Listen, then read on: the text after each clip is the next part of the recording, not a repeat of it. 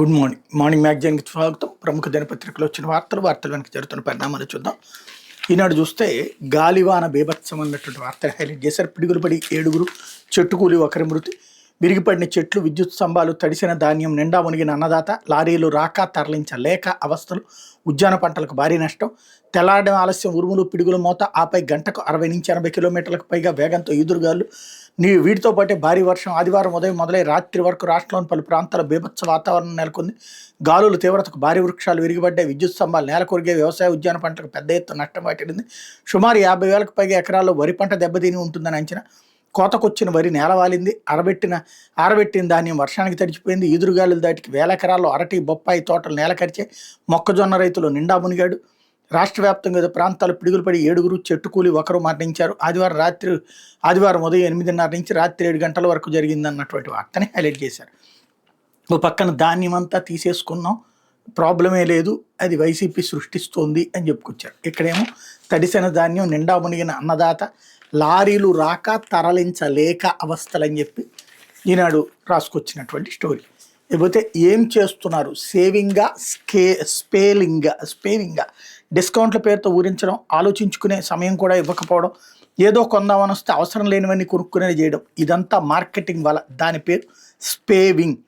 విజయవాడకి చెందిన యువకుడు స్నేహితులతో కలిసి రూమ్ అద్దెకి తీసుకుని ఉంటున్నాడు. రోజువారీ తమకు కావాల్సిన వస్తువులు కొనుగోలుకు మార్ట్కి వెళ్ళాడు. అక్కడ 2 కొంటే 1 ఉచితం అనే బోర్డులు ఉండటంతో తనకు కావాల్సిన వస్తువులు ఎక్కువగా తీసుకున్నాడు. 500 రూపాయలు సరిపోతాయి అనుకుంటే 750 ఖర్చు అయ్యాయి. డిస్కౌంట్లు ఉన్నాయి కదా, పొదుపు చేస్తున్నాను భ్రమలో పడి ఎక్కువగా ఖర్చు చేశాడు. హైదరాబాద్కి చెందిన వ్యక్తి తన బంధువు ఇంటికి వెళ్ళాడు. అక్కడ 2 లీటర్ల లిక్విడ్ డిటర్జెంట్ ప్యాకెట్లు ఉండడానికి గమనించాడు. ఇన్నెందుకు కొన్నారని అడిగితే ఆఫర్లో ఉందని కొన్నానని నా బంధువు సమాధానం ఇచ్చాడు. వంటగదిలో పాత్రలు పెట్టుకునే స్టాండ్లు 3 ఉన్నాయి.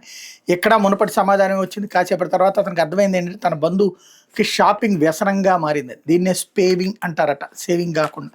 లేకపోతే అంతిమ లబ్ధిదారుపై గురి. కల్పిత కంపెనీలు, ఉనికిలో లేని సంస్థలతో 1000 కోట్ల దోపిడీ. కొన్ని డిస్టిలరీలను గుప్పెట్లో పెట్టుకున్న మద్యం సిండికేట్. వాటికి ఏపీఎస్బిసిఎల్ నుంచి భారీ మొత్తంలో చెల్లింపు. ఆ డిస్టిలరీ నుంచి కల్పిత కంపెనీల ఖాతాల్లోకి సొమ్ము. అంతిమంగా ఎవరికి చేరే గుర్తించకుండా ఉండేందుకు ఎత్తుగడ. మూలాలు వేకి తీస్తున్న సిట్ అంటూ. ఫైనల్గా ఏముంది, జగన్మోహన్ రెడ్డి అని చెప్పాలి. ఆ మొక్క డైరెక్ట్గా నిన్న రాసిన తర్వాత మళ్ళీ ఇప్పుడు అంతిమ లబ్ధిదారుపై గురి అని ఎందుకు కేసులు పెట్టేసేసి ఇప్పుడు అర్జెంటుగా అరెస్ట్ చేయాలి. మెయిన్ ఇంత జరిగిందని తెలుసు కదా, ₹1 అందులో నుంచి ఏమైనా పట్టుకొచ్చారు. వాళ్ళకి సంబంధించిన సంస్థ ఆస్తులు కాకుండా అన్నదే ఇక్కడ $1 మిలియన్ ప్రశ్న. లేకపోతే డ్రైవింగ్ పరీక్షలో తేలిపోతున్నారు. విశాఖలో 30%, నెల్లూరులో 41% గట్టెక్కుతున్నారు. డ్రైవింగ్ లైసెన్స్ జారీకి రవాణా శాఖ నిర్వహిస్తున్న పరీక్షలో ఎక్కువ మంది విఫలమవుతున్నారు. ఎలాగోలో లైసెన్స్ తెచ్చుకోవచ్చు అనుకునే వారికి పప్పులేవి ఉడకకుండా ఆటోమేటెడ్ డ్రైవింగ్ టెస్టింగ్ ట్రాక్స్ ద్వారా 9 చోట్ల డ్రైవింగ్ పరీక్షలు నిర్వహిస్తున్నారు. దీంతో సరిగ్గా డ్రైవింగ్ రాని వాళ్ళు ఉత్తీర్ణులు కాలేకపోతున్నారు. రాష్ట్రంలో ఇప్పటి వరకు చిత్తూరు, నెల్లూరు, కర్నూలు, పొద్దుటూరు, తిరుపతి, విశాఖపట్నం, గంభీర్, విజయవాడ, గన్నవరం, నెల్లూరు, గుంటూరులో ఆటోమేటెడ్ డ్రైవింగ్ టెస్టింగ్ ట్రాక్ ఏర్పాటు చేశారు. గతంలో ఉన్న డ్రైవింగ్ ట్రాక్స్లో కేంద్ర నిధులు ₹1 కోటి చొప్పున వెచ్చించి సీసీ కెమెరాలు, సెన్సర్లు, తత్రాలు పెట్టారు. ఈ ఆటోమేటిక్ ట్రాక్కుల్లో డ్రైవింగ్ లైసెన్స్ పరీక్షలు హాజరవుతున్న వారిలో ఎక్కువ మంది విఫలమవుతున్నారు అన్నటువంటి వార్తని హైలైట్ చేశారు. లేకపోతే ఇంజనీర్ల నిర్వాకం, ప్రసాద్ అస్తవ్యస్తం. ప్రసిద్ధ ఆలయాల్లో మెరుగైన వస్తువులు కల్పించేందుకు ఉద్దేశించే ప్రసాద్ పథకం పనులు రాష్ట్రంలో అస్తవ్యస్తంగా తయారయ్యాయి. సింహాచలంలో వరాహ లక్ష్మీ నృసింహస్వామి ఆలయంలో గడువు ముగిసిన ఆ పనులు పూర్తి చేయలేదు. అన్నవరం సత్యనారాయణ స్వామి ఆలయంలో వర్క్ ఆర్డర్ ఇచ్చిన పనులే మొదలు కాలేదు. సింహాచలంలో ఇంజనీర్లు ఇష్టరాజ్యంగా వ్యవహరిస్తున్నారు. వీరి నిర్లక్ష్యం వల్ల ఇటీవల గోడ కూలి భక్తులు ప్రాణాలు కోల్పోయారు. క్షేత్రస్థాయిలో ఏం జరుగుతుందో ఉన్నతాధికారులకు తెలియడం లేదు. సింహాచలంలోని ఆలయం అభివృద్ధికి గత ప్రభుత్వంలో ప్రసాద్ కింద టెండర్లు పిలిచి గుత్తేదారు సంస్థకు పనులు అప్పగించారు. అంచనా విలువ కంటే 4% ఎక్కువ టెండర్ దక్కించుకున్న సంస్థ ఒప్పందం ప్రకారం 2024 డిసెంబర్ నెలాఖరుకు పనులు పూర్తి చేయాలి. కానీ గడువు ముగిసి 4 నెలలైనా ఇప్పటికీ 60% మించి పనులు చేయలేదు. ఇప్పటికీ నత్తనడకం సాగుతున్నాయి. వీటిని పర్యవేక్షించి సమీక్షించాల్సిన పర్యాటకాభివృద్ధి సంస్థ అంతగా దృష్టి పెట్టినట్టు కనిపించడం లేదు.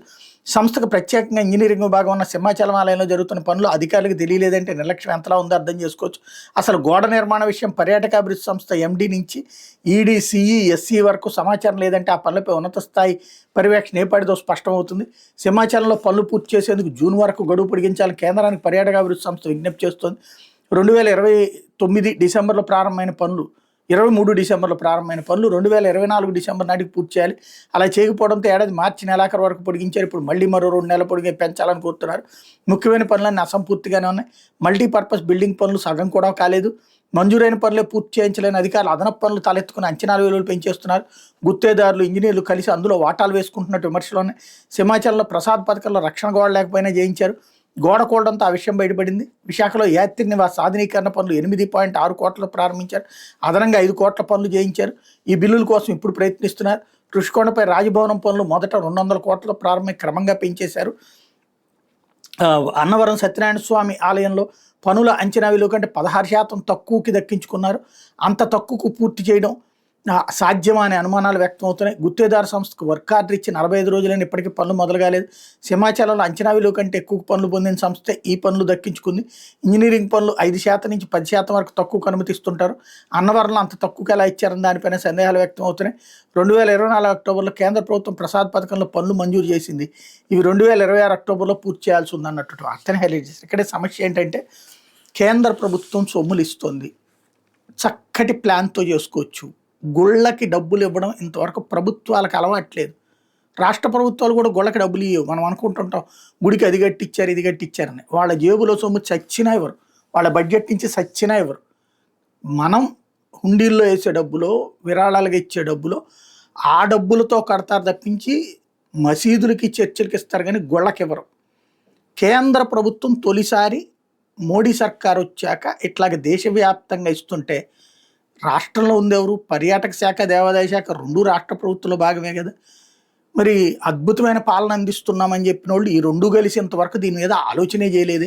ఇప్పుడు గోడ కూలింది కాబట్టి వచ్చినప్పుడు ఇవన్నీ ఫెయిల్ అయిపోయినాయి అన్నటువంటి మళ్ళీ దాంట్లో గత ప్రభుత్వం ఇక్కడే చెప్పుకొచ్చారు. అది 24లో బిగిన్ అయింది అన్నది. 24కి ఎక్కడైపోయింది ప్రభుత్వం? వెంటనే అయిపోయింది. అది ఇంకా వచ్చిందంతా ఇప్పుడు అప్పటి నుంచి వీళ్ళే కదా చేసుకోవాలి కదా. పోనీ వాళ్ళ టైంలో బిగిన్ అయిందైనా వీళ్ళు చూడాలి కదా. ఇందులో లోపాలు ఎవరిదంటే అధికారులు. మరి ప్రభుత్వం ఎందుకు నిద్రపోనా? తేడా వస్తే అధికారులది. ఇప్పుడేమో అదే సక్రమంగా జరిగితే ప్రభుత్వాన్ని, గతంలోదైతే తేడా వచ్చితే ప్రభుత్వాన్ని, అదే సందర్భంలో సక్రమంగా జరిగితే అధికారులది. మనం ఎలా కావాలంటే అలా రాసుకోవచ్చు అనమాట. లేకపోతే వాన నీటికి దోసిలి వ్యర్థాలతో ఉక్కు లోగిలి అంటూ హరితవనాన్ని తలపించే వారి ఇంటికి ఎన్నో ప్రత్యేకతలను వారి నీటి సంరక్షణతో పాటు వృధా నీటిని శుద్ధీకరించి మొక్కలను వాడుకుంటున్నారంటూ ఒక ఇంటికి సంబంధించి హైలైట్ చేశారు. లేకపోతే Group 1 అక్రమాల కేసులో A1 క్యాంప్సైన్ ఆ సంస్థ ఆధ్వర్యంలో డమ్మీ మూల్యాంకన శిబిరం, కంపెనీ ఉద్యోగులు స్థానికులతో మార్కులు వేయించిన 75 లక్షల వరకు ఏపీపీఎస్సీ నిధులు గోల్మా, A1 PSRపై వారెంట్ దాఖలకు సన్నాహాలు, తుద్దశకు చేరుకున్న పోలీసులు విచారణ అంటూ Group 1 మెయిన్స్ పత్రాలు మూల్యాంకన కుంభకోణం విచారణలో విస్తుపోయే వాస్తవాలు వెలుగు చూస్తున్న ఈ కేసు సంబంధించినటువంటి FIRలో క్యాంప్సైన్ మీడియా సంస్థ ముఖ్య ప్రతినిధి పేరుని A2గా చేర్చున్నారు. నిబంధనలకు విరుద్ధంగా కొటేషన్ విధానంలో మూల్యాంకన బాధ్యతలు పొందిన సదరు సంస్థ అవకతవకలకు పాల్పడినట్టు పోలీసులు ప్రాథమిక విచారణలో తెలిసింది. వ్యవహారంలో విజయవాడ సూర్యారావుపేట పోలీస్ స్టేషన్ నమోదైన FIRలో సీనియర్ IPS PSR ఆంజనేయులు ఇప్పటికే A1గా చేర్చిన విషయం తెలిసిందే. త్వరలో క్యాంప్సైన్ సంస్థ ప్రతినిధిని అరెస్ట్ చేసే అవకాశాలు ఉన్నాయి. ముంబైకి చెందినటువంటి సినీ నటి కాదంబరి జత్వాని ఆమె తల్లిదండ్రులు అక్రమంగా నిర్బంధించిన కేసులో PSR ఆంజనేయులు అరెస్ట్ రిమాండ్లో ఉన్న విషయం తెలిసిందే. ఈయన ఏపీపీఎస్సీ కార్యదర్శిగా ఉన్న సమయంలో ఈ కుంభకోణం చోటు చేసుకుని దీనికి సంబంధించి ప్రభుత్వ నిధుల దుర్వినియోగం, సాక్ష్యాలు తారుమారు చేయడం, నేరపూర్తి కుట్ర, ఇతర సెక్షన్ల కింద ఆయన మీద కేసు నమోదైంది. ఇప్పుడు తాజాగా ఇదొకటి చేశారన్నటువంటి వార్తని హైలైట్ చేస్తున్నారు. ఆయన బయటికి రానియకూడదు అనుకుంటున్నారు ఇప్పట్లో. లేకపోతే సాక్షి యాక్సిస్తో అడ్డగోలు ఒప్పందం, ప్రజలకు 25 ఏళ్ల షాక్ అంటూ ₹2.49 నాడు గగ్గోలు, ₹4.60 నేడు అడ్డగోలు అంటే కరెంటు కుంభకోణానికి చంద్రబాబు యాక్సిస్ కారు చౌక ఒప్పందంపై అప్పుడు విషయం, 25 ఏళ్లకు అధిక రేట్ల ఫిక్సింగ్. ఇప్పుడు వ్యవసాయ విద్యుత్ అవసరాలకు దాదాపు 30 ఏళ్ల పాటు డోకా లేకుండా రైతులకు పగటిపూట 9 గంటలకు నాణ్యమైన విద్యుత్తుని అందించేలా కేంద్ర ప్రభుత్వ సంస్థ సెకీతో 7,000 మెగావాట్ల విద్యుత్ ఒప్పందాన్ని కారు చౌకగా యూనిట్ ₹2.49 అందించేలా కుదుర్చుకోవడం ద్వారా మాజీ సీఎం వైఎస్ జగన్మోహన్ రెడ్డి 1,00,000 కోట్లకు పైగా ఆదా చేశారు. దీన్ని అభినందించాల్సింది పోయి కుంభకోణంగా వర్ణించిన కూటమి సర్కార్ ఇప్పుడు యూనిట్ ఏకంగా ₹4.60 చొప్పున కొనుగోలుకు సిద్ధమైంది. తద్వారా దేశ విద్యుత్ రంగ చరిత్రలోని కనీవిరిని ఎరుగని స్కామ్కు తెరతీసింది. ఏపీ విద్యుత్ నియంత్రణ మండలి సెక్షన్ 108 పేరుతో బెదిరించి మరీ ఒప్పందానికి ఆమోద ముద్ర వేయించుకోవడం, ఇలా బరి తెగించి భారీ ధర కొనుగోలు ఒప్పందాలు చేసుకోవడం ఎన్నడూ చూడలేదని విద్యుత్ రంగ నిపుణులు, అధికారులు తీవ్ర విస్మయం వ్యక్తం చేస్తున్నారు. విద్యుత్ ఒప్పందాలు దీన్ని అతిపెద్ద స్కామ్గా అభివర్ణిస్తున్నారు. గత ప్రభుత్వం అత్యంత చౌకగా ISTS ఛార్జీలు లేకుండా కేంద్ర సంస్థ సెకీ నుంచి సోలార్ కొనుగోలు ఒప్పందాన్ని చేసుకుంటే బురద జల్లి దేశమంతటా రాద్ధాంతం చేసిన కూటమి సర్కార్ ఇప్పుడు ఏం సమాధానం చెప్తుందని ప్రశ్నిస్తున్నారంటూ చంద్రబాబు కొంటుంది ₹4.60 అన్నటువంటి దాన్ని ఇక్కడ హైలైట్ చేశారు. లేకపోతే ఎందుకు ఈ కాలయాపన? సింహాచలం ఘటనలో సీఎం చంద్రబాబు నాన్చుడు ధోరణి, 7 భక్తులు ప్రాణాలు పోతే ముఖ్యమంత్రికి బాధ్యత ఉండదా? సమీక్షలు జరిపి ఏర్పాట్లు పర్యవేక్షించిన మంత్రులపై చర్యలేవి? ఘటన జరిగి 5 రోజులైన చర్యల్ని, గోవాలో ఇలాంటి ఘటన జరిగితే అదే రోజు 5గురిపై వేటు, అన్ని ఆలయాల్లో పరిస్థితిపై సమీక్ష, వెనువెంటనే నిర్ణయాలు, బాబుపాలెంలో ప్రచార ఆర్భాటం తప్ప మరేమీ లేదు. ఈవో సెలవుపై వెళ్తే ప్రభుత్వం చేతులెత్తేస్తుందా, నిర్వహణ చేతకాక 7 నిండు ప్రాణాలు బలిగొనడం దుర్మార్గం అన్నటువంటి వార్తని హైలైట్ చేశారు. లేకపోతే అన్నదాతకు గుండె కోత, కుండపోత వర్షంతో తడిసి ముద్దైన ధాన్యం, మొక్కజొన్న, పసుపు పంటకు నష్టం, నేల రాలిన మామిడి ఇది ప్రభుత్వ నిర్లక్ష్యం వల్ల వచ్చిన విపత్తేనంటున్న రైతు సంఘాలు. కోసిన పంట కళ్ళెదిటే తడిసి ముద్దవడంతో రైతుల ఆవేదన. ఇప్పటికే 60-70% కోతలు పూర్తి. 7 రోజులుగా వాతావరణంలో అనిశ్చితి. ఐఎండీ వర్ష సూచనలు సైతం పట్టించుకొని ప్రభుత్వం ధాన్యం సేకరణలో నిర్లక్ష్యంగా వ్యవహరించడంతో తీవ్ర నష్టం. కాకినాడ, కోనసీమ, ఏలూరు, కృష్ణా, ఎన్టీఆర్ జిల్లాల్లో కళ్ళాల్లోనే ధాన్యం. ఉత్సవ కేంద్రాలుగా రైతు సేవా కేంద్రాలు, దళారులు, మిల్లర్లు పచ్చ జెండా ఊపితే తప్ప కదలని ధాన్యం లోడ్లు. బస్తాకు 300 నుంచి 450 రూపాయలు నష్టపోతున్నామని రైతుల ఆందోళన. టార్గెట్ మూసిందంటూ ధాన్యం సేకరణ నిలిపేత. 1700 ఎకరాల్లో దెబ్బతిన్న ఉద్యాన పంటలు. ఇవి వార్తలు రాస్తున్నాం, ప్రతిసారి జరిగిపోతానే ఉంది. మరి లోపం ఎక్కడ అంటే ప్రజలు అట్లాగే ప్రభుత్వాల్ని నమ్ముతున్నారు. తప్పు జరిగినప్పుడు రోడ్డు ఎక్కట్లేదు కాబట్టి సరిపోతుంది. ఎట్ ద సేమ్ టైం అక్కడున్న ఎమ్మెల్యేలు నిద్రపోతున్నారా? ఆ ప్రాంతానికి సంబంధించిన ఎమ్మెల్యేలు ఏముందా, మా ఏరియాలో ఈ ప్రాంతాల్లో ఎత్తుకెళ్ళలేదంటే అని అడగాలి కదా. ఏమీ చేయట్లేదు. జస్ట్ ప్రస్తుతం అంతా జరిగితే మా గొప్ప, జరగకపోతే ఎదురోళ్ళ ఫెయిల్యూర్ అన్నటువంటి కోణంలో నడుస్తుంది. లేకపోతే అవే ఉద్రిక్తతలు అన్నటువంటి వార్తని హైలైట్ చేశారు. 10వ రోజు కొనసాగిన పాక్ కాల్పులు. ప్రధాని నరేంద్ర మోడీతో ఎయిర్ ఫోర్స్ చీఫ్ కీలక భేటీ. త్వరలో తగిన సమాధానం రాజ్నాథ్ సింగ్. ప్రజలు కోరేదే జరుగుతుందన్న మంత్రి. ఆర్డినెన్స్ సిబ్బంది సెలవులు రద్దు. పాకిస్తాన్లోని కరాచీ తీరానికి తుర్కీ యుద్ధనౌక. త్వరలో వైమానిక ఘర్షణ. పాక్ మంత్రి. అవసరమైతే భారత్ పైకి అనుభవం. రష్యాలో పాక్ దౌత్యవేత్త ప్రేలాపనలు అన్నటువంటి వార్తని హైలైట్ చేశారు. లేకపోతే mining mafia don MP Vemireddy అంటూ మైనింగ్ యజమానులకు ఎంపీ బెదిరింపులు. వెంకటగిరి, రాజా గనులు సహా చాలా మూసేశారు. వ్యాపారం చేయాలంటే వేమిరెడ్డి అనుమతి ఉండాల్సిందే. కేవలం 2 కంపెనీల ద్వారానే ఎగుమతులు, అవి కూడా ఎంపీ వేమిరెడ్డిపై కేసులు నమోదు చేసేదాకా వదలను. గత ప్రభుత్వాలు అక్రమ మైనింగ్పై 255 కోట్ల జరిమానా. ఇప్పుడు కమిషన్లు కొట్టేసి మాఫీ చేస్తున్న అధికారులు, కూటమి నేతలు. గతంలో ప్రభుత్వానికి 300 కోట్ల ఆదాయం వస్తే ఇప్పుడు 30 కోట్లు రావడం లేదు. సైదాపురంలో అక్రమ మైనింగ్పై మాజీ మంత్రి అనిల్ కుమార్ ధ్వజం అంటూ. నెల్లూరు జిల్లాలో వేలాది కుటుంబాలను రోడ్లు పాలు చేసి అక్రమ మైనింగ్ పాల్పడుతున్న ఎంపీ వేమిరెడ్డి ప్రభాకర్ రెడ్డి మైనింగ్ మాఫియాగా మారారని మాజీ మంత్రి డాక్టర్ పి అనిల్ కుమార్ యాదవ్ ధ్వజమెత్తారు. రాష్ట్ర ప్రభుత్వానికి 5 రోజులు గడువు ఇస్తున్నారని ఆయనపై కేసు నమోదు చేసి అరెస్ట్ చేయబోతే సైదాపురం నుంచి ఉద్యమాన్ని ప్రారంభిస్తామని హెచ్చరించారన్నటువంటి వార్తని హైలైట్ చేశారు. లేకపోతే నేటి నుంచి మరో విడత ప్రత్యేక ఆధార్ క్యాంపులు. 5 నుంచి 8 తేదీల మధ్య ఒక విడత, 12 నుంచి 15 తేదీల మధ్య రెండో విడత. రాష్ట్ర వ్యాప్తంగా పలు చోట్ల గ్రామ వార్డు సచివాలయాలు 2 విడతల్లో ఆధార్ క్యాంపులు నిర్వహించనున్నట్టు గ్రామ వార్డు సచివాలయాల శాఖ ప్రకటనలో తెలిపింది. సోమవారం నుంచి 8వ తేదీ వరకు ఒక విడతలో, 12 నుంచి 15వ తేదీ వరకు మరో విడతలో గ్రామ వార్డు సచివాలయాలు, అంగన్వాడీ కేంద్రాలు ప్రత్యేక క్యాంపులు నిర్వహించనున్నట్టు పేర్కొంది. ఈ ప్రత్యేక క్యాంపులు 5 నుంచి 7 ఏళ్ల మధ్య, 15 నుంచి 17 ఏళ్ల మధ్య వయసు గలవారు ఈ సేవలను ఒకసారి ఉచితంగా ఉపయోగించుకోవచ్చు అని తెలిపింది అన్నటువంటి వార్తని హైలైట్ చేసి. అయితే కాపాడగలిగితేనే కాఫీ పరిమళం. అంతరిస్తున్న తేనెటీగలు, కాఫీ దిగుబడికి దిగులు. మే నుంచి జూలై వరకు కాఫీ తోటలు పుష్పించే సీజన్. ఇదే సీజన్లో ఫలదీకరణకు తేనెటీగల కీలకం. వాటి సంఖ్య తగ్గిపోవడంతో కాఫీ దిగుబడిపై ప్రభావం. ఇప్పటికే 18 జాతులు అంతరించిపోయి ప్రమాదంలో మరో 100కు పైగా రకాలు. ఏజెన్సీలు ఏడాది తగ్గిన కాఫీ దిగుబడి. తేనెటీగల సంరక్షణ చర్యలు అవసరం అంటూ నిపుణులు అన్నటువంటి వార్తని హైలైట్ చేశారు. లేకపోతే డాల్ఫిన్లు ఏమంటున్నాయి అంటూ. ఏమిటి డాల్ఫిన్ ఏఐ మోడల్? డాల్ఫిన్లు వివిధ రకాలైనటువంటి వింత శబ్దాలు చేస్తాయి. జంతువుల్లా అరుస్తాయి, పక్షుల్లా కూస్తాయి, మనుషుల్లా మురుగుతాయి, ఈలలు వేస్తాయి, కిచకిచమంటాయి, పక్కపక్కమంటాయి, పెద్ద బుడగ పగిలినట్టుగా దడేలమంటాయి. అవి ఉన్న పరిస్థితిని బట్టి తమ ప్రవృత్తిని, ప్రకోపాన్ని అనుసరించి విభిన్నమైన ధ్వనులతో తమలో తాము సంభాషించుకుంటాయి. ఆ సంభాషణలకు లేదా వాటి ధ్వనులకు అర్థమయ్యే ఉంటుందని తెలుసుకోవాలని డాల్ఫిన్ జమ్మ అనే డాల్ఫిన్ ఏఐ మోడల్ సాఫ్ట్వేర్ను భుజాన వేసుకుని గూగుల్ సముద్ర పరిశోధన చేస్తోంది. డాల్ఫిన్లతో మాటలు కలపడానికి వాటి అరుపులు అనుకరిస్తోంది. ఆ అరుపుల అర్థాలను డీకోడ్ చేయొచ్చని భావిస్తుంది. అయితే ఏఐ సహాయంతో మనిషి ఏనాటికైనా మానవేతర జీవుల మనసును పసిగట్టగలడా? కృత్రిమ మీద మానవ అంతర్దృష్టిని దాటి లోపలికి చూడగలదా అన్నదే పెద్ద ప్రశ్న అన్నటువంటి వార్తని హైలైట్ చేశారు. లేకపోతే హత్య కేసులో ఫోక్సో కేసులో రాజీకి రావడం లేదని బాలిక తండ్రి హత్య. తూర్పుగోదావరి జిల్లాలో యువకుని ఘాతుకం. ఫోక్సో కేసులో రాజీకి రావడం లేదని కక్ష పెంచుకున్న ఒక యువకుడు బాలిక తండ్రిని హత్య చేసి కటకటాల పాలైన ఘటన ఇది. తూర్పుగోదావరి జిల్లా నిడదవోలులో ఆదివారం చోటు చేసుకుని ఈ దారుణ ఘటన కలకలం రేపింది. పోలీసుల కథనం ప్రకారం పట్టణానికి చెందిన ప్రముఖ వంట మాస్టర్ పాన్ షాప్ నిర్వాహకుడు షేక్ వలీ బాషాకి 2 కుమార్తెలు ఉన్నారు. చిన్న కుమార్తె విషయంలో 2021లో నిడదవోలు పట్టణ పోలీస్ స్టేషన్లో ఫోక్సో కేసు నమోదైంది. పట్టణానికి చెందిన లారీ డ్రైవర్ శరంగుల అనిల్ కుమార్ ఈ కేసులో నిందితుడు. ప్రస్తుతం కోర్టులో ఈ కేసు విచారణలో ఉంది. ఈ నేపథ్యంలో శిక్ష పడుతుందనే భయంతో కొందరు మధ్యవర్తుల ద్వారా నిందితుడు రాజీ ప్రయత్నాలు చేస్తున్నాడు. దీనికి భాష నిరాకరించడంపై కక్ష పెంచుకున్నాడు. భాష ఇంటి వద్ద నుంచి వేటకత్తితో మాటు వేశాడు. ఉదయం 4:50 గంటలకు భాష నిద్రలేచి బిల్డింగ్ పై పోర్షన్ నుంచి కిందకి దిగి పాన్ షాప్ తెరుస్తున్నాడు. అప్పటికే మాటు వేసి నిందితుడు వెనక నుంచి వచ్చి వేటకత్తితో భాషపై ఒక్కసారిగా దాడి చేసి విచక్షణారహితంగా నరికి చంపాడు. భాషా రక్తపు మడుగులు అక్కడే చనిపోయాడు. అనంతరం నిందితుడు పోలీస్ స్టేషన్లో లొంగిపోయాడు. పోలీసులు ఘటనా స్థలానికి చేరుకుని కేసు విచారణ చేపట్టారన్నటువంటి వార్తని హైలైట్ చేశారు.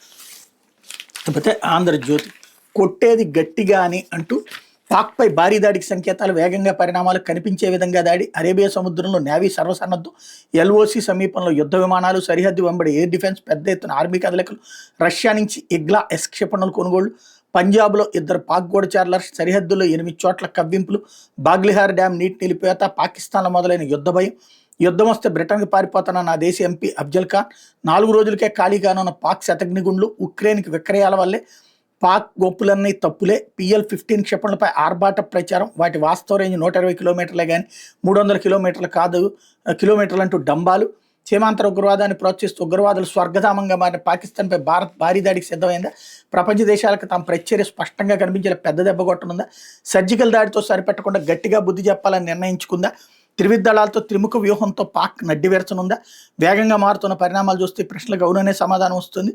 ఆదివారం నియంత్రణ రేఖ వెంబడి 8 చోట్ల పాక్ సైన్యం కవ్వింపు చర్యలకు పాల్పడగా భారత్ ధీటుగా వదిలిచ్చింది.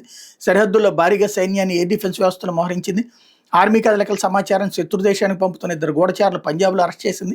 అరేబియా సముద్రంలో యుద్ధ విమానం వాహన నౌకను మోహరించడంతో పాటు పాక్ తీరానికి 65 నాటికల్ మైళ్ళ దూరంలో గుజరాత్ తీరా నౌకాదళ విన్యాసాలు నిర్వహిస్తోంది అన్నట్టు వార్తని హైలైట్ చేశారు. విషం చిమ్ముదాం అంటూ సర్కార్పై జగన్ ముఠా వ్యూహం, 2014-19 మధ్య ఏం జరిగిందో గుర్తుందా, మేధావుల ముసుగులో కొందరు, తటస్థుల అవతారంలో మరికొందరు, సామాజికవేత్తలు వంటి ఇంకొందరు ఒక పథకం ప్రకారం అప్పటి చంద్రబాబు ప్రభుత్వాన్ని తప్పుబడుతూ విమర్శిస్తూ వచ్చారు. ఈ బృందంలో మాజీ అధికారులు ఉన్నారు. తెర ముందు కనిపించేది వీరు, కానీ తెర వెనకుండి నడిపించింది మాత్రం వైఎస్ జగన్మోహన్ రెడ్డి. అప్పట్లో టీవీ ప్రభుత్వం ఏర్పడిన 3 ఏళ్లకి విష ప్రచారం మొదలైంది. ఇప్పుడు కూటమి సర్కారు ఏర్పాటై ఏడాదైనా కాకముందే కుట్రల వ్యూహం మొదలైంది. జగన్ ప్రభుత్వంలో ప్రధానమైన పదవి అనుభవించిన ఒక అధికారి ఈ దిశగా రహస్య సమావేశాలు నిర్వహిస్తున్నారన్నట్టు వార్తని హైలైట్ చేశారు. వాళ్ళు మేధావులు అన్నటువంటి వాళ్ళు వాళ్ళ అభిప్రాయాలు చెప్తుంటారు. వాళ్ళు అప్పుడైతే జగన్ని ఫస్ట్ రోజు నుంచినే చెండాడారు కదా, అది చంద్రబాబు జయించినట్ట. అంటే రాబోయే రోజుల్లో ఇప్పుడు జనంలో తీవ్ర వ్యతిరేకత పెరుగుతోంది. ఒక సంక్షేమ పథకాలు ఆగిపోవడం కావచ్చు, లేకపోతే అమరావతి కేంద్రీకృత అభివృద్ధి కావచ్చు, ఇట్లాంటివన్నీ ఇక తటస్థులు వచ్చి మాట్లాడుతుంటారు. వాళ్ళందరి చేత జగనే మాట్లాడిస్తున్నాడని చెప్పాలి. విషం చెమ్మడం అనే దాని గురించి విషపు నాగు మాట్లాడుతోంది. అది విషం గురించి పాము మాట్లాడితే ఎట్లుంటుందో ఆంధ్రజ్యోతి మాట్లాడితే ఎట్లుంటుంది. లేకపోతే అకాల వర్షం తీరని నష్టం అంటూ మండు వేసవిలో భారీ వర్షంతో సర్వత్రా అతలాకుతలం, 8 మంది దుర్మరణం, 1000 ఎకరాల్లో మామిడి వరికి నష్టం, దెబ్బతిన్న అరటి, బొప్పాయి, కొబ్బరి, మొక్కజొన్న ఇవంతా హైలైట్ చేసుకొచ్చారు. లేకపోతే చౌకబారు విమర్శల్ని తిప్పికొట్టండి. ఏ మంచి కార్యక్రమం చేపట్టినా వైసీపీ దుష్ప్రచారం, చంద్రబాబు ఈ నెలలో అన్నదాత సుఖీభవ, జూన్ తొలివారంలో తల్లికి వందనం, చదువుకునే పిల్లలకు 15,000 సూపర్ 6 హామీలు అమలు చేస్తున్నాం, వీటన్నిటి ప్రజల్లోకి తీసుకెళ్లాలి, నామినేటెడ్ పదవులు అధిక శాతం భర్తీ, త్వరలోనే మిగతావి పూర్తి చేస్తాం, 18 కల్లా సంస్థాగత నియామకాలు, మహానాడు తర్వాత రాష్ట్ర కమిటీ, ప్రధాని సభతో ప్రపంచం దృష్టిని ఆకర్షించిన అమరావతి సీఎం, పార్టీ నేతలతో టెలికాన్ఫరెన్స్. ఇంతకీ ఏ మంచి కార్యక్రమం చేపట్టినా వైసీపీ దుష్ప్రచారం చేయడానికి, ఇందులో దుష్ప్రచారం చేయడానికి ఏముంది, మంచి పని ఏముందని. అమరావతిది దాంట్లో వాళ్ళు ఏం మాట్లాడలేదు కదా. పాయింట్ ఇక్కడ సంక్షేమ పథకాలు ఏదైనా చేస్తే కదా వాళ్ళు విమర్శించడానికి. కాకపోతే ముందే ఎదురుదాడి చేయండి అని చెప్తున్నారు అన్నమాట. ఇప్పుడు 4,000 ఎకరాలు 80,000 కోట్లు, రాజధానిలో ల్యాండ్ మానిటైజేషన్తో నిధులు, ఎకరం 20 కోట్లకు విక్రయించాలన్న అమరావతిలో వివిధ ప్రాజెక్టులకు వినియోగం, తీసుకున్న రుణాల తిరిగి చెల్లింపులకు కూడా 2వ దశ ల్యాండ్ మానిటైజేషన్ జాబితాలో రియల్ ఎస్టేట్ సంస్థలకు 60:40 నిష్పత్తిలో భూములు, అభివృద్ధి చేసిన గృహాలు, విల్లాలు, కమర్షియల్ స్పేస్, ప్లాట్ల రూపంలో ప్రభుత్వానికి సమకూరున్న ఆస్తులు, భవిష్యత్తులో ఆర్థిక ఇబ్బందులు తలెత్తకుండా ప్రణాళికలు. అంటే రాజధాని అమరావతి సెల్ఫ్ ఫైనాన్సింగ్ ప్రాజెక్ట్, రాష్ట్ర బడ్జెట్ నుంచి ₹1 కూడా ఖర్చు చేయకుండా ప్రజలపై భారం పడకుండా ప్రపంచ స్థాయి నగరాన్ని నిర్మిస్తున్నాను సీఎం చంద్రబాబు ఇప్పటికే పలుమార్లు ప్రకటించారు. దీనికి అనుగుణంగా రాజధాని అమరావతిలో ల్యాండ్ మానిటైజేషన్ పాలసీకి CRDA శ్రీకారం చుట్టబోతోంది. తొలి దశలో రాజధాని పరిధిలో 4,000 ఎకరాలను ఈ జాబితాలో తీసుకురాబోతుంది. ఈ భూములను ఎకరం 20 కోట్ల చొప్పున విక్రయించడం ద్వారా 80,000 కోట్ల రూపాయలు సమీకరించనుందన్నటువంటి వార్తని హైలైట్ చేశారు. కొనేవాళ్ళు ఎవరు 20 కోట్ల రూపాయలు పెట్టి అన్నట్టుంది. ఇప్పటికీ 4 కోట్లు అన్నప్పుడే కొనలా, 5 కోట్లు అన్నప్పుడే కొనలేదు. అక్కడ జగన్ టైంలో 5 కోట్లు పెట్టారు, 4 కోట్లు కొనలేదు. ఇప్పుడు 20 కోట్ల రూపాయలు పెట్టి ఏకంగా కొనటం అన్నటువంటిది. హైదరాబాదులో ఇప్పటికీ శంషాబాదు, షాద్నగర్ ఆ ఏరియాల్లో 10 కోట్లకి 5 కోట్లకి భూములు వస్తాయి ఎకరం. హైదరాబాద్లో భాగమే అది. ఇప్పుడు అట్లాంటి చోట్లను దొరుకుతుండగా ఇక్కడ అమరావతి 20 కోట్ల పెట్టి భూమి కొంటారా ఎవరన్నా? అప్పుడు తెలుగుదేశం అనుకూలుతో కొనిపించాల, ఒక 100 మందో 1000 మందో కొనాలి. అట్లాగా కొంటే చాలా అద్భుతం, అందులో డౌటే లేదు. అంత పెట్టాలి పెట్టుబడి, మరి పెడతారా చూడాలి. లేకపోతే 4,000 ఎకరాలు 80,000 కోట్లకి డీటెయిల్గా రాసుకొచ్చారు. లేకపోతే వెలగపూడిలో కూలిన విద్యుత్ హై వోల్టేజ్ టవర్ ప్రధాని సభా వేదిక కూతవేటు దూరంలో ఘటన. వైసీపీఎంలో బోల్టులు కాజేసినటువంటి దొండగలు. రాజధానిలోని వెలగపూడి గ్రామంలో విద్యుత్ హై వోల్టేజ్ ట్రాన్స్మిషన్ టవర్ కూలిపోయింది. ఆదివారం ఉదయం సంభవించిన గాలివాన బీభత్సానికి టవర్ పక్కకు పడిపోయింది. ఈ నెల 2వ ప్రధాని మోడీ సభ జరిగిన ప్రదేశానికి అతి సమీపంలోనే N9 రోడ్డుకు దగ్గరలో E7, E8 రోడ్డు మధ్య ఈ టవర్ కూలిపోవడం గమనార్హం. ఆ సమయానికి అక్కడ ఎవరు లేకపోవడం పెద్ద ప్రమాదం తప్పింది.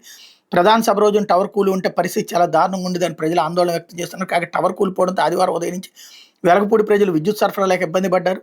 దీంతో అధికారులు ప్రత్యామ్నాయ మార్గాల ద్వారా విద్యుత్ సరఫరాను పునరుద్ధరించారు. కాగా గత వైసీపీ ప్రభుత్వం రాజధాని నిర్లక్ష్యం చేసింది. దీంతో దొండగులు ఇనుము, కంకర, ఇసుకను ఇష్టారాజ్యంగా దోచుకుపోయారు. ఈ క్రమంలో కొందరు ఈ హై టెన్షన్ విద్యుత్ టవర్ల బోల్టులు, నట్లు, ఇనప బడ్డీలను కూడా పీక్కుపోయారని రైతులు చెప్తున్నారు. ఇలా బోల్టులు పీక్కుపోయిన టవర్లు ఇంకా 10కి పైగా ఉన్నాయని అంటున్నారు. ఈ కొంచెం కూడా సంస్కారం లేనటువంటి వార్తలు, నీచమైనటువంటి వార్తలు. అక్కడ ఇప్పుడు పక్కన అమరావతిలో డెవలప్మెంట్ చేస్తున్నామని చెప్తున్నారు. మొన్న ప్రధానమంత్రి వచ్చినప్పుడు పనులు చేసింది ఈ ప్రభుత్వమే. దానికి బోల్టులు పోతే బోల్టులు ఎవరు తీసుకెళ్తాడు? జగన్ బొట్టుకు పోతాడా, లేకపోతే విజయసాయి రెడ్డి బొట్టుకు పోతాడా? బోల్టులు పట్టుకుపోతే లోకల్ దొంగలు నిద్రపోతుంది ఎలక్ట్రిసిటీ డిపార్ట్మెంట్.